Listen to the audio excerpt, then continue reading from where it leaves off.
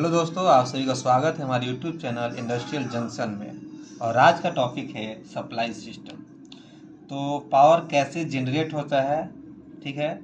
Power generating station से लेकर हमारे घर तक, हमारी इंडस्ट्री तक कैसे पहुंचता है पावर, आज हम उस पर चर्चा करेंगे, ठीक है। ये देख पा रहे हैं, ये पावर जनरेटिंग स्टेशन है, ठीक है। यहाँ पर पावर मेरा क्या होता है, जनरेट होता है। फिर से ये कैसे स्टेप अप करके, स्टेप डाउन करके, ट्रांसमिशन करके, डिस्ट्रीब्यूशन करके और कैसे हमारे घर तक पहुँचता है, ये पूरा सिस्टम को हम समझेंगे, ठीक है। तो बने रहिए, इधर चर्चा करेंगे कौन कौन सा कंडक्टर यूज किया जाता है, ठीक है। तो ये देखिए, ये मेरे पास एक डायग्राम है कैसे होता है। तो देखिए, ये मेरा जनरेटिंग स्टेशन है, ठीक है। यहाँ पर मेरा पावर स्टेशन, एक हम कुछ आपको कुछ समझाते हैं कैसे जनरेट होता है। तो basic structure of power system, ठीक है, तो समझाते हैं। Electrical energy generated at generating station by synchronous generator, ठीक है। तो क्या है, ये एक सिंक्रोनस जनरेटर से मेरा पावर जनरेट होता है, ठीक है। उसके द्वारा the generating voltage are generally 11 kV and 33 kV। तो ये देखिए क्या होता है, मेरा जो जनरेटिंग पावर होता है वो तो यह 11 किलो वोल्ट होता है, ठीक है, नहीं तो 33 किलो वोल्ट होता है, ठीक है। मेरा क्या होता है, ये जनरेट होता है, इतना ही मेरा किलो वोल्ट जो जनरेट होता है, इसको हम क्या करते हैं, इस किलो वोल्ट को हम स्टेप अप करके, ये मेरा ट्रांसफार्मर है, ठीक है, ये मेरा स्टेप अप ट्रांसफार्मर है, ठीक है। देखिए यहाँ पर लिखा वोल्टेज इज स्टेप्ड अप, ठीक है, to 132 kilovolt, 220 kilovolt and 400 kilovolt ETC। तो क्या होता है, मेरा पावर तो इतना ही जनरेट होता है मेरा जनरेटिंग स्टेशन से, ठीक है, लेकिन हम इसको अब क्या स्टेप अप करके इसका वोल्टेज को बढ़ा देते हैं, ठीक है। जैसे हम लोग का ट्रांसफार्मर होता है, आप अगर पावर में प्लांट में किसी भी प्लांट में गए होंगे तो वहाँ पर मेरा क्या होता है, 11 किलो वोल्ट का पावर होता है। उसको स्टेप डाउन करके कितना ले लेते हैं, 440 वोल्ट, ठीक है। तो हम लोग का ये आप समझ गए हैं। कोई भी प्लांट में आप होंगे तो ये वाला 11 किलो वोल्ट में 11,000 वोल्ट से 440 वोल्ट कैसे होता है, मेरा ये ट्रांसफार्मर से होता है। तो वो स्टेप अप डाउन ट्रांसफार्मर होता है। तो स्टेप अप ट्रांसफार्मर भी होता है जिससे हम 11 किलो वोल्ट और 33 किलो वोल्ट को स्टेप अप करके 132 किलो वोल्ट, 220 वोल्ट और 400 किलो वोल्ट उसे जनरेट करवाते हैं। ये क्या होता है, मेरा प्राइमरी ट्रांसमिशन होता है। तो ट्रांसमिशन होता है, उसके बाद ये 132 किलो वोल्ट और 33 किलो वोल्ट को स्टेप डाउन करते हैं, ठीक है। देखिए ये स्टेप डाउन करके हम कितना लेते हैं, 33 किलो वोल्ट और 66 किलो वोल्ट, ठीक है। तो this voltage is step up by the step of transformer up to इतना, ये तो हो गया मेरा, ठीक है। और ये क्या होता है, ये लॉन्ग डिस्टेंस के लिए होता है। हम लोग वोल्टेज इसलिए, ये तो जनरेटिंग स्टेशन से हुआ, तो ये ट्रांसफार्मर मेरा क्या हो, जनरेटिंग स्टेशन के पास में ही होगा, ठीक है। तो इससे मेरा, और ये क्या होता है, जो भी जनरेटिंग स्टेशन होता है वो हमारे मतलब एरिया से काफ़ी दूर होता है, ठीक है। तो ये लॉन्ग डिस्टेंस के लिए ये स्टेप अप किया जाता है कि काफ़ी दूर तक ट्रांसमिशन कर दिया जाए, तो ज़्यादा मेरा क्या हो, वोल्टेज लॉस ना हो, इसलिए हम उसको बढ़ा कर रखते हैं, ठीक है। ये हो गया। Again the high voltage are brought down to sub transmission level that is 66 और 32। तो ये क्या होता है, फिर से सब ट्रांसमिशन लाइन के पास लाते हैं, जो होता है क्या है, ये रिसीविंग स्टेशन है, ठीक है। तो ये भी एक ट्रांसफार्मर है जिससे हम स्टेप डाउन करते हैं। कौन सा, ये सारे वोल्टेज को स्टेप डाउन करके हम क्या 33 किलो वोल्ट और 66 किलो वोल्ट पर लाते हैं। ठीक है, तो इसको हम क्या बोलते हैं, सेकेंडरी ट्रांसमिशन। ये समझ गए आप। उसके बाद ये जो होता है ये आ जाता है मेरा सब स्टेशन में। ठीक है, ये सब स्टेशन में आ गया। अब 33 और 11 किलो वोल्ट ये तो समझ में आ ही रहा है आपको। 11 किलो वोल्ट हम लोग यहाँ पर आ गए जो इंडस्ट्रीज में यूज होता है। अब यहाँ से हम लोग कहाँ जाएंगे, ये होता है प्राइमरी डिस्ट्रीब्यूशन में आ जाएंगे अब। ठीक है, प्राइमरी डिस्ट्रीब्यूशन क्या हो गया मेरा, प्राइमरी डिस्ट्रीब्यूशन हो गया इंडस्ट्रीज कंज्यूमर्स। ठीक है, तो हम इसके बारे में थोड़ा बता देते हैं। ठीक है, तो जो मेरा होता है supply large consumer the further step down the primary distribution that is 11 और 11 किलो वोल्ट, 33 और 11 kilo volt. For secondary distribution level voltage brought down 400 volt for 3 phase and the 230 volt for single phase for residential and commercial used। ठीक है, तो मेरा primary distribution में क्या होता है, हम लोग प्राइमरी डिस्ट्रीब्यूशन में 33 किलो वोल्ट और 11 किलो वोल्ट यूज होता है जो इंडस्ट्रियल कंज्यूमर्स के लिए होता है। और जो मेरा सेकेंडरी डिस्ट्रीब्यूशन होता है, ठीक है, जो ये देखिए डिस्ट्रीब्यूशन ट्रांसफार्मर, अब ये ट्रांसफार्मर क्या करता है, अब ये क्या है 11 किलो वोल्ट और 415 वोल्ट। ठीक है, तो ये मैं सेकेंडरी डिस्ट्रीब्यूशन क्या होता है, मान लीजिए सेकेंडरी डिस्ट्रीब्यूशन हो गया मेरा, सेकेंडरी डिस्ट्रीब्यूशन कितना पाया जाता है 415 वोल्ट। तो 415 वोल्ट क्या हो गया, 415 वोल्ट हो गया 3 फेज में। ठीक है, 415 वोल्ट हो गया 3 फेज के लिए और 230 वोल्टेज हो गया मेरा सिंगल फेज के लिए। ठीक है, तो ये मेरा क्या हो गया सेकेंडरी, ये देखिए ये हो गया सेकेंडरी डिस्ट्रीब्यूशन। और ये वाला क्या होता है 415 वोल्ट और 230 वोल्ट कंज्यूमर्स यूज करते हैं। तो ये मेरा सेकेंडरी डिस्ट्रीब्यूशन। और प्राइमरी डिस्ट्रीब्यूशन हो गया मेरा 33 किलो वोल्ट और 11 किलो वोल्ट। तो इसको देख लीजिए थोड़ा अच्छे से। ठीक है, ये मेरा पूरा सिस्टम हो गया। ठीक है, ठीक उसी प्रकार ये आप समझ गए होंगे, सेम अब इसमें समझा देते हैं। ये मेरा पावर जनरेटिंग सिस्टम है, स्टेशन हुआ। ठीक है, इसके बाद हम क्या करते हैं पावर ट्रांसफार्मर स्टेप अप। ठीक है, उसके बाद स्टेप अप करके इसको क्या हो ट्रांसमिशन, क्या primary transmission 3 phase 3 wire delta.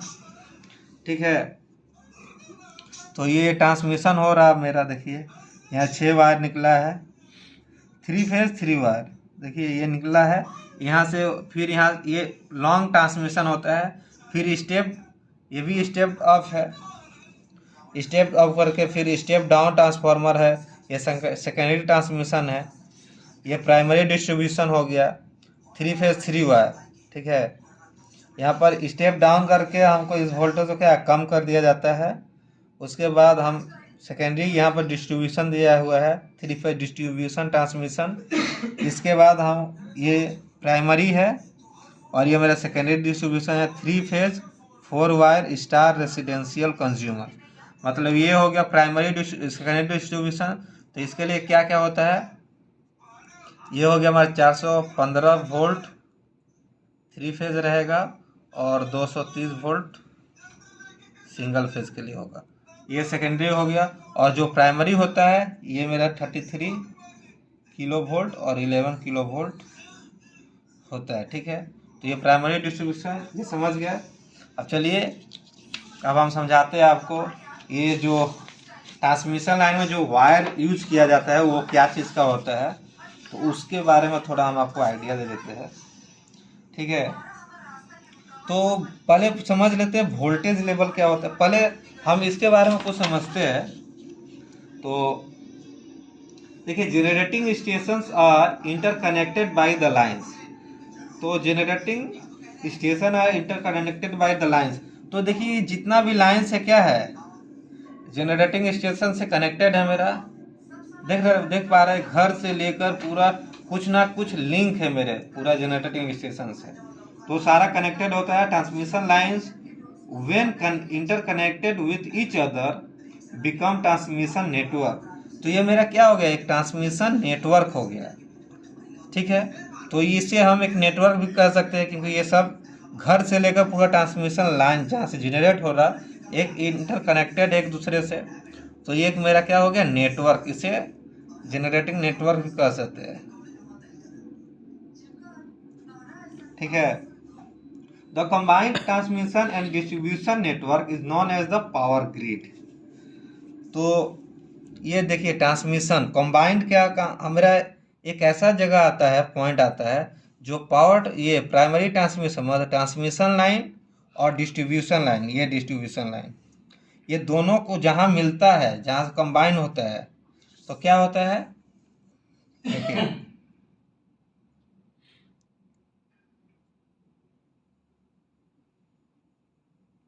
ये transmission line plus distribution line,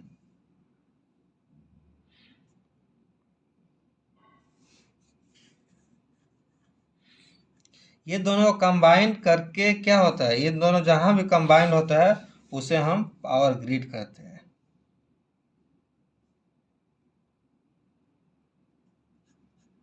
ठीक है, तो पावर ग्रिड का नाम सुने होंगे। तो जहां पर मेरा ट्रांसमिशन लाइन और डिस्ट्रीब्यूशन लाइन जहां कंबाइन होता है उसे हम पावर ग्रिड कहते हैं, ठीक है। तो वोल्टेज के ऊपर चर्चा करते हैं थोड़ा, वोल्टेज लेवल क्या होता है।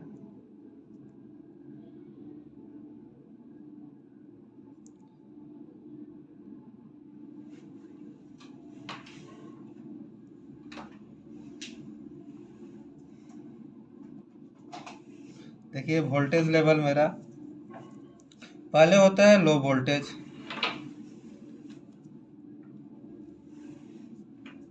तो लो वोल्टेज में क्या क्या होता है, 230 वोल्ट सिंगल फेज के लिए, ठीक है। फिर से 440 वोल्ट थ्री फेज के लिए, ये लो वोल्टेज हो गया। फिर से हाई वोल्टेज आ जाएगा एक,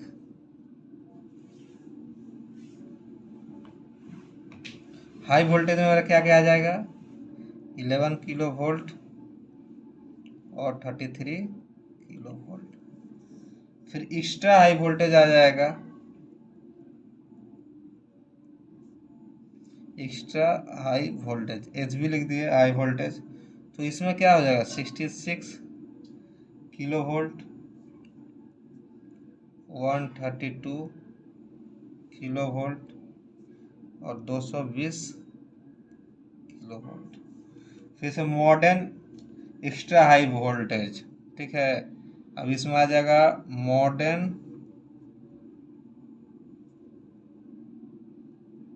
एक्स्ट्रा हाई वोल्टेज, ये कितना रहेगा मेरा, 400 किलो वोल्ट।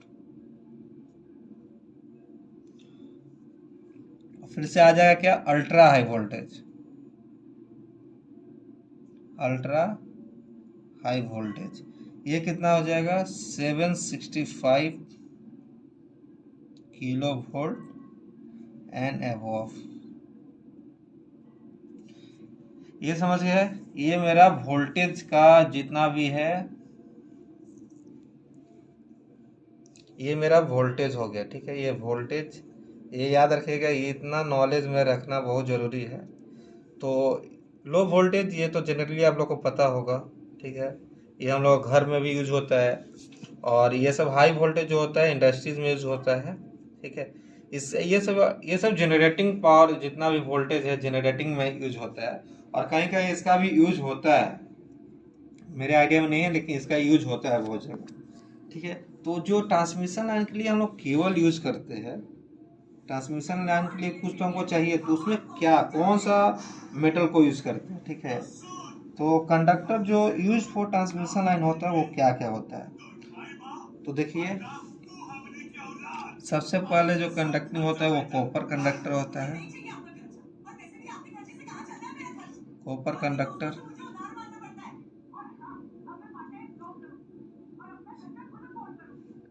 ठीक है, कॉपर कंडक्टर ये तो बेस्ट होता है, ठीक है। लेकिन हम इतना देखिए, जब ये कॉपर कंडक्टर क्या होता है, ये थोड़ा ज़्यादा कॉस्टली पड़ जाता है, तो इसका यूज़ तो हम लोग ट्रांसमिशन लाइन में नहीं कर सकते हैं। ये मतलब ये लॉन्ग डिस्टेंस के लिए नहीं कर सकते। तो लॉन्ग डिस्टेंस के लिए ट्रांसमिशन लाइन क्या होता है, बहुत लॉन्ग डिस्टेंस के लिए किया जाता है, तो कॉपर हम लोग यूज नहीं कर सकते। तो दूसरा क्या होता है, एल्युमिनियम बेस्ड ऑप्शन होता है, ठीक है।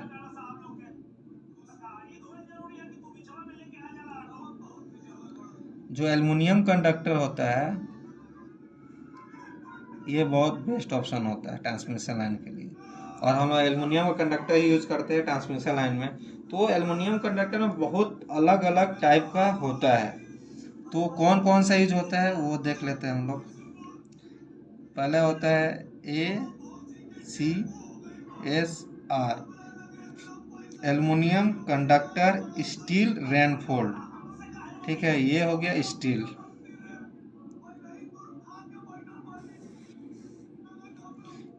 Aluminium conductor steel reinforced. दूसरा होगा ACAR, तो क्या हो गया, एल्युमिनियम कंडक्टर एलॉय रेनफोल्ड, ये एलॉय हो गया, ठीक है। फिर से और क्या हो गया, AAAR, ऑल एल्युमिनियम एलॉय रेनफोल्ड, ठीक है, ऑल एल्युमिनियम एलॉय रेनफोल्ड, ठीक है।